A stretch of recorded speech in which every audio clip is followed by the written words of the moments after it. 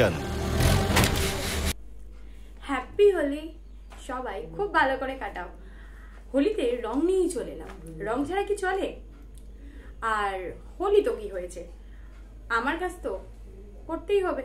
তাই আজকে তোমাদের জন্য নিয়ে চলে এলাম আবার একটা নতুন মালায়ালাম ইন্ডাস্ট্রি থেকে আসা মুভি নিয়ে, যার নাম হচ্ছে রেখাচিত্রম। এই মুভিটি mainly mystery crime thriller movie. Already এই মুভিটি সিনেমা হলে রিলিজ করে গেছিল 9 তারিখে, কিন্তু আমাদের লোকেশনে তো মালায়ালাম মুভি কোনো রকম ভাবে অ্যাভেলেবেল নেই বা থাকে না, যার কারণে আমাকে ওয়েট করতেই হয়েছে ওটিটি প্ল্যাটফর্মের জন্য। তো আপাতত ওটিটিতে চলে এসেছে এই রেখাচিত্রম মুভিটি।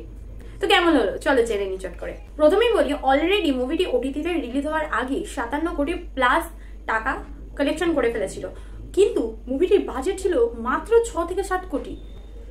মুভিটা কি সত্যিই এতটা ভালো নাকি নয় সেটাই জানবো। টানি টকের সঙ্গে সিনেমার জগতে হারিয়ে যাও আর ছোট্ট করে সবকিছু জেনে নাও। 2025-এ ফার্স্ট কোনো মালায়ালাম মুভি এসেছে যেটা 50 কোটিকে ছাপিয়ে গেছে।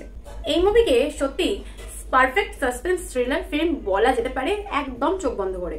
আর প্রশংসা পাওয়ারও যোগ্য। কিন্তু এই মুভিটা এটা প্রমাণ করে দিল যে ভালো মুভি হতে গেলে ভালো স্টোরি লাইনই এনাফ, ভালো বাজেটের প্রয়োজন পড়ে না।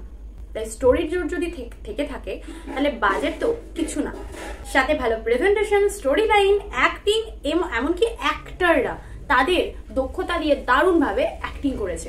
তার সাথে রয়েছে মেইন যেটা কনসেপ্ট আর সাসপেন্স। একজন অ্যাক্টর কতটা ভালো হলে তবে সেই ডিরেক্টরের লেখা স্টোরিটাকে বাস্তবে এত রিয়েল ভাবে ফুটিয়ে তুলতে পারে, সেটা এই মুভিটা না দেখলে বিশ্বাস করতে পারবে না। প্রত্যেকটা অ্যাক্টর দারুণভাবে কাজ করেছে, কোনো কমতি নেই কারোর মধ্যে। ওই ডিরেক্টরই নিজেই পোস্ট করে জানিয়েছেন যে এই মুভিতে ওয়েল নোন অ্যাক্টরের কথা যে আসলে আছে অথচ নেই। কেন? কারণ মামুটি স্যার এখানে রয়েছেন ঠিকই, কিন্তু খুব অল্প রোল প্লে করেছেন। কিন্তু তিনি কি আদেও করেছেন? স্টোরি হচ্ছে 1995 সালের ওপর বেস করে, যেখানে একটি মেয়ে নায়িকা হতে চায়, সেটা হচ্ছে মামুটির ফিল্মে। এখানে কিন্তু মামুটি স্যার নয়, বরং মামুটি স্যারেরই বডি ল্যাঙ্গুয়েজ কপি করে অন্য একজনকে আমরা দেখেছি। তার নাম হচ্ছে টুইঙ্কল সোরিয়া। রেখা নামের একটি মেয়ের কঙ্কাল পাওয়া যায় মাটির তলা থেকে।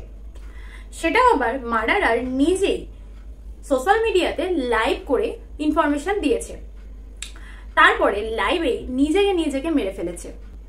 এরপরেই ঘুরেছে আসল স্টোরি, যেটা অবশ্যই জানতে গেলে তোমাদের মুভিটি দেখতে হবে। মানে যত রকমের টুইস্ট আর টার্ন সামনে এসেছে, জাস্ট বিরাট লেভেলের। তবে একটা কথা, ক্লাইম্যাক্স তো এখানে আছেই, কিন্তু ক্লাইম্যাক্সে যেটা প্রশ্ন উঠে আসবে তোমাদের মনে, সেই প্রশ্নের উত্তর কিন্তু তোমরাই পেয়ে যাবে যদি তোমরা মুভিটির স্টোরিটা বুঝে থাকো। প্রথমে মুভিটি শুরু হয় ধীরে ধীরে, তারপর সেটা নিজস্ব গতিতে ফিরে আসে। বস একদম ফ্যামিলি ফ্রেন্ড মুভি।